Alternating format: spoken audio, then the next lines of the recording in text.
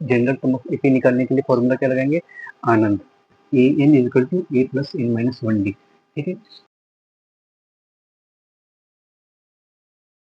आज का टॉपिक है अरिथमेटिक प्रोग्रेशन। ठीक है, अरिथमेटिक प्रोग्रेशन का लिटरल मीनिंग क्या है, ठीक है, जिसमें दो वर्ड है, अरिथमेटिक और प्रोग्रेशन। ठीक है, अब प्रोग्रेशन का मतलब क्या हुआ, किसी चीज का प्रोग्रेस होना, ठीक है, लगातार बढ़ते रहना। ठीक है, कोई चीज लगातार बढ़ रही है या फिर लगातार घट रही है, उसको मैं कहूँगा प्रोग्रेशन। ठीक है ना, और अरिथमेटिक का मतलब क्या हुआ, अरिथमेटिक ऑपरेशन, जैसे प्लस, माइनस, मल्टीप्लीकेशन, डिवीजन। ठीक है, तो किसी चीज का लगातार बढ़ते रहना या फिर लगातार घटते रहना, ये सब क्या हो गया मेरे अरिथमेटिक प्रोग्रेशन का। ठीक है, अरिथमेटिक प्रोग्रेशन क्या होती है, एक सीरीज होती है, एक सीक्वेंस होती है। ठीक है, जिसमें कुछ पैटर्न फॉलो हो रहे हैं। ठीक है, कोई टर्म लगातार इंक्रीज हो रहे हैं, इक्वली इंटरवल में इंक्रीज हो रहे हैं, या फिर लगातार डिक्रीज हो रहे हैं, इक्वली डिक्रीज हो रहे हैं। ठीक है ना, तो उसके बारे में हम लोग पढ़ेंगे। ठीक है, तो आइए हम लोग स्टार्ट करते हैं एक एग्जाम्पल से। ठीक है, तो ये रहा हमारे सामने पहला एग्जाम्पल। ठीक है, मैंने क्या हुआ, मैंने कुछ ट्राइंगुलर ब्लॉक्स बनाए। ठीक है, एक पिरामिड के शेप के पैटर्न में। ठीक है, अब इसमें पैटर्न क्या है, देखिए क्या है, फर्स्ट रो जो है ये मेरी क्या है, ये मेरी जो टॉप की रो है, इसे मैं क्या कहता हूँ, इसे मैं कहता हूँ फर्स्ट रो। जो मेरी फर्स्ट रो है उसमें कितने ट्रायंगुलर ब्लॉक्स हैं, एक।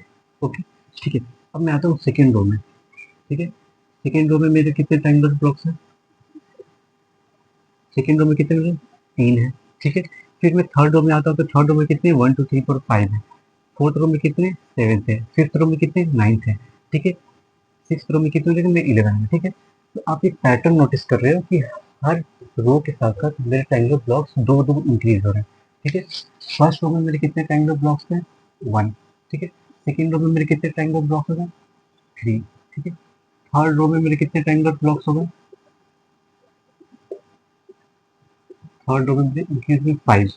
ठीक है, फोर्थ रो में कितने हो गए मेरे, 7। फिफ्थ रो में कितने हो जाएंगे मेरे, 9। ठीक है, तो आप कुछ पैटर्न नोटिस करोगे, ये जो नंबर इंक्रीज हो रहे हैं, 1 3 5 7 9, इनमें कुछ इंक्रीमेंट हो रहा है। ठीक है, कुछ रेगुलर इंक्रीमेंट हो रहा है, कैसे, कितने कितने का इंक्रीमेंट हो रहा है, +2 का। पहले में रो में 1 थे, दूसरे में 2 बढ़ के 3 हो गए। ठीक है, सेकेंड में 3 थे, फिर +2 होके कितने हो गए, 5 हो गए। ठीक है, 5 में फिर +2 6 रो गए, तो सिक्स रो में कितने नंबर ऑफ ट्रायंगुलर ब्लॉक्स हो जाएंगे, 9 + 2, 9 + 2 मतलब यहाँ कितने हो जाएंगे, 11 ब्लॉक्स हो जाएंगे। एक पैटर्न में लिखते हैं। ठीक है, पहले 1 3 5 7 9 11 एंड सो ऑन। ठीक है, ये आपको एक सीरीज बनती नजर आ रही है। ठीक है, 1 3 5 7 9 11। ओके, अब यहाँ देखेंगे इनके बीच का डिफरेंस कितना है, 2 2 2 2 2। ठीक है, तो रेगुलर इंटरवल इनके बीच का कितना है, +2। तो मैं इसको क्या करता हूँ, ये +2 का इंक्रीमेंट है, ये +2 का इंक्रीमेंट है, ये +2 का इंक्रीमेंट। जब इनके बीच का डिफरेंस कांस्टेंट हो और लगातार बढ़ रहा हो। ठीक है, अगर यहाँ +2 है तो यहाँ भी +2, यहाँ भी +2, यहाँ भी +2, इस टाइप की सीरीज को ही हम लोग क्या कहते हैं, अरिथमेटिक प्रोग्रेशन कहते हैं।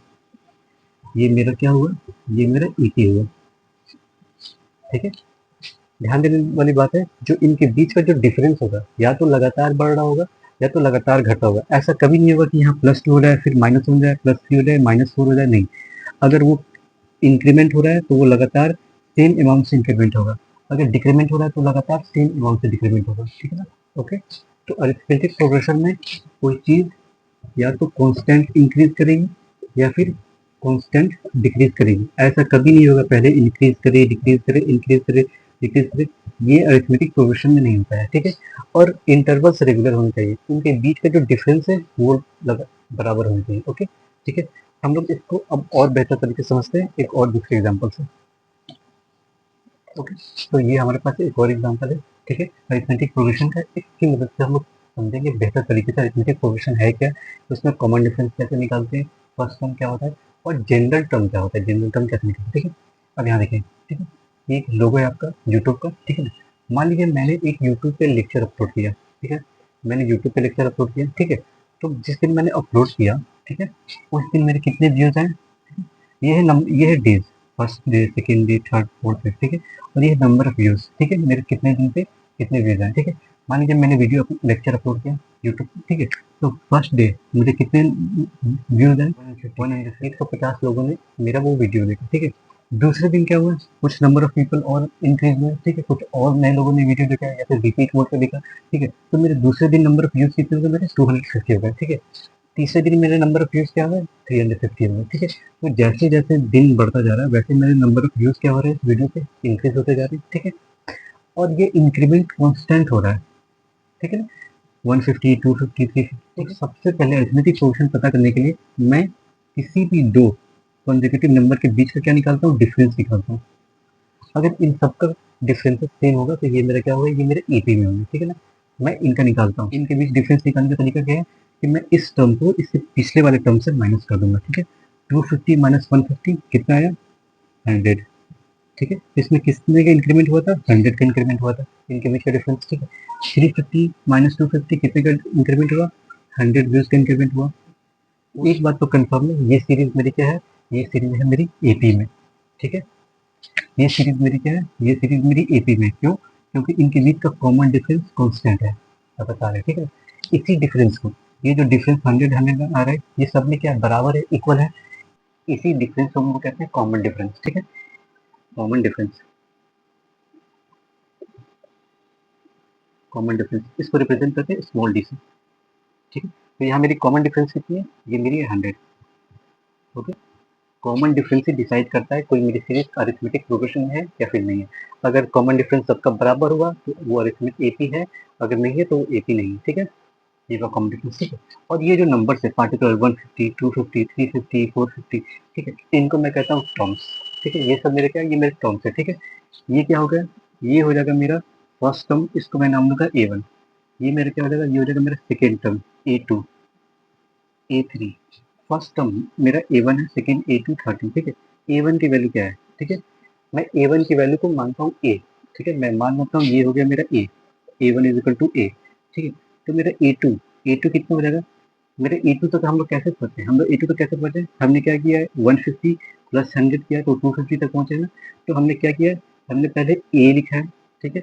फिर उसमें हमने क्या ऐड किया? हमने उसमें ऐड किया D, तो A प्लस डी। तो मेरा A2 कैसे मिला है? मैंने A में D को ऐड किया है, ठीक है। ठीक है, फिर मैं A3 की वैल्यू कैसे आई है? मैंने पहले टर्म लिया A, ठीक है, उसमें मैंने एक बार D ऐड किया है, फिर दूसरी बार D ऐड किया है, तो हम लोग थर्ड टर्म तक पहुंचे ना। तो मैंने A प्लस D को कितने टाइम्स ऐड किया? मैंने 2 टाइम्स ऐड किया, तो ये हो जाएगा 2D, ठीक है। ये सब जनरल फॉर्मूला मैं लिख रहा हूँ इस टर्म का, ठीक है। A3 को मैं A प्लस 2D लिख सकता हूँ, A4 को मैं क्या लिख सकता हूँ? A4 को लिख सकता हूँ मैं A प्लस 3D, ओके। तो ऐसे में हर एक टर्म को पार्टिकुलर फॉर्मूले में लिख सकता हूँ, ठीक है। अब यहाँ एक नोटिस करने वाली बात है, जिस टर्म को मैं लिख रहा हूँ उसमें से एक माइनस करके मैं डी के साथ मल्टीप्लाई कर रहा हूँ, ठीक है ना। अगर मुझे A7 चाहिए तो मैं क्या लिखूंगा? A प्लस 6D लिखूंगा। जो टर्म मुझे चाहिए मैं उसमें से एक लेस करके 6 को मल्टीप्लाई कर दूंगा, ठीक है। तो यही से निकलता है मेरा general formula of arithmetic progression. इस फॉर्मूले का फायदा क्या है, ठीक है, हम लोग ये क्यों पढ़ रहे हैं, ठीक है ना। मान लीजिए अगर मुझे पता लगाना हो कि जो नंबर ऑफ व्यूज मेरे इंक्रीज हो रहे हैं, ठीक है, वो 30th डे पे तीसरे दिन मेरे कितने नंबर ऑफ व्यूज होंगे, ठीक है। तो क्या मैं इन सबको बार बार 100 ऐड करते जाऊंगा तीसरे दिन तक? नहीं, बहुत टाइम लग जाएगा, ठीक है। उसके लिए शॉर्टकट फॉर्मूला है, ठीक है ना। इसी को कहते हैं हम लोग जनरल फॉर्मूला ऑफ एपी। उसको कहते हैं AN is equal to A plus N minus 1 D। यही मेरे एपी के जनरल टर्म का फॉर्मूला, ठीक है। जनरल जो टर्म मुझे रिक्वायर्ड है, जो मुझे चाहिए, उसको निकालने के लिए मैं ए प्लस उस टर्म में से एक माइनस करके डी से मल्टीप्लाई कर दूंगा, ठीक है। जैसे मुझे 30th टर्म चाहिए, मुझे क्या चाहिए? मुझे A30 चाहिए, ठीक है।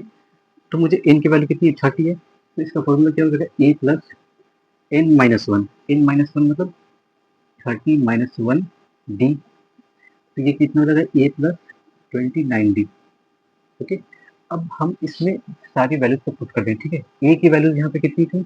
ए की वैल्यूज थी 150, मैंने यहाँ 150 पुट कर दिया, 150 प्लस 29 इंटू डी की वैल्यू कितनी थी?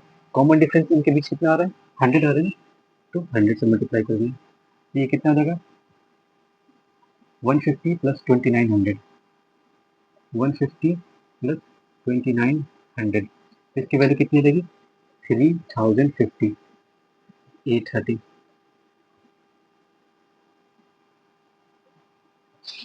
ठीक है। तो मतलब तीसरे दिन मेरे नंबर ऑफ व्यूज कितने आएंगे? मेरे नंबर ऑफ व्यूज आएंगे 3050 टोटल नंबर ऑफ व्यूज। ऐसे अरिथमेटिक प्रोग्रेशन की मदद से हमने क्या किया, हम ऐसे किसी भी दिन का व्यूज निकाल सकते हैं, ठीक है ना। तीसरे दिन मेरे नंबर ऑफ व्यूज कितने हैं? 3050। मैं अगर 45वें दिन का निकालना चाहूँ तो ये मैं यहाँ लिखूंगा A45 is equal to A+44B। अब इस फॉर्मूले को कैसे याद करना है, शॉर्टकट में कैसे याद करते हैं आप लोग याद रखिए, आनंद। आनंद कैसे, अब यहाँ देखिए, आनंद में ए एन को सेपरेट कर दीजिए, ए एन, ठीक है, इज इक्वल टू, इसको लिखिए ए एन डी, आनंद हो गया, ठीक है। अब ध्यान देखिए, यहाँ इक्वल टू साइन लगेगा, मुझे ए निकलना है, ठीक है। ए से क्या होता है? एडिशन, तो मैं यहाँ लगाऊंगा एडिशन, ठीक है। यहाँ प्लस लगा है तो यहाँ क्या लगाऊंगा? माइनस, ठीक है। अब क्या करना है, एन से एक वैल्यू कम होती है तो मैं यहाँ लगाऊंगा -1, इसको मल्टीप्लाई कर दूंगा, तो ये आ गया, आ जाएगा मेरा general term of A P, N is equal to A+A-1D। ऐसे लिखेंगे हम लोग, आनंद, ठीक है, ए अलग, एन, ये सबको अलग कर देंगे, N is equal to A+N-1 into D.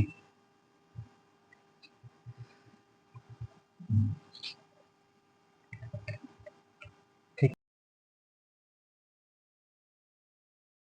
इस तरीके से हम लोग जनरल टर्म ऑफ एपी को हम लोग शॉर्ट तरीके से याद कर सकते हैं, ठीक है। याद रख लेना बस, आनंद, एन क्या हो जाएगा मेरा? nth टर्म हो जाएगा, ए क्या हो जाएगा मेरा? फर्स्ट टर्म हो जाएगा, इन क्या हो जाएगा? जो टर्म मुझे निकालना है उसमें से माइनस करके कॉमन डिफरेंस डी, ठीक है। Thank you to all of you.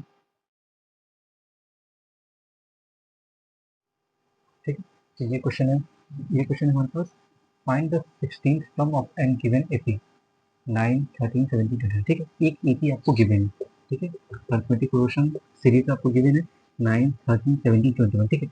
मुझे इसका 16th टर्म निकालना है, ठीक है। ये आपका क्या है? ये आपका फर्स्ट टर्म है A1, ये A2, ये A3, ये A4, ऐसे इसको वन करते चलेंगे तो मुझे A16 की वैल्यू निकालनी है। मुझे पता लगाना है 16th टर्म क्या होगा इस एपी का, ठीक है ना। तो सबसे पहले हम क्या लगाएंगे? फॉर्मूले का यूज करेंगे, ठीक है। फॉर्मूला मैंने आपको बताया था, ठीक है। nth टर्म निकालने का फॉर्मूला क्या होता है? आनंद, ठीक है, आनंद। आनंद को कैसे मैंने डिकोड किया था? A N is equal to A+N-1 D, ठीक है। किसी भी एपी का जनरल टर्म निकालने के लिए हम लोग क्या यूज करते हैं? जनरल फॉर्मूला आनंद, A N is equal to A+N-1 D, ठीक है। ये nth टर्म है, जो टर्म मुझे रिक्वायरमेंट है, क्या टर्म मुझे रिक्वायरमेंट है? 16, ठीक है। ये क्या है? फर्स्ट टर्म, फर्स्ट टर्म क्या है मेरा? 9, ठीक है। N-1 डी, डी क्या है मेरा? कॉमन डिफरेंस, ठीक है। इनके बीच का कॉमन डिफरेंस आप फाइंड आउट कर सकते हैं, ठीक है। और मुझे क्या क्या गिवन है पहले मैं वो ध्यान देता हूँ, ठीक है। मुझे कौन सा टर्म निकालना है? 16 टर्म निकालना है, तो A N, N, N is equal to क्या हो जाएगा मेरा? 16, ठीक है। फर्स्ट टर्म, फर्स्ट टर्म की वैल्यू कितनी है? ये फर्स्ट टर्म की वैल्यू कितनी है मेरे पास? 9, फर्स्ट टर्म मैंने लिख दिया 9, ठीक है ना। और डी की वैल्यू, इनके बीच का कॉमन डिफरेंस निकालते हैं, ठीक है। कॉमन डिफरेंस निकालने का तरीका आपको पता है, ठीक है। सेकेंड टर्म में से फर्स्ट टर्म को माइनस करना, थर्ड में से सेकेंड को, फोर्थ में सेकेंड को, ठीक है। उसके प्रीवियस वाले से माइनस करना, ठीक है। तो कितने कितने का डिफरेंस पता है? 13 - 9 +4 +4 +4, तो ये एपी है, इन सबका कॉमन डिफरेंस क्या होगा? सेम होगा, तो कॉमन डिफरेंस डी इधर क्या हो जाएगा? +4, ठीक है। सारी वैल्यूज मुझे आ गई, ए N-1 डी, तो मैं निकालता हूँ 16 टर्म, ठीक है। सारी वैल्यूज मैं पुट करता हूँ, ठीक है।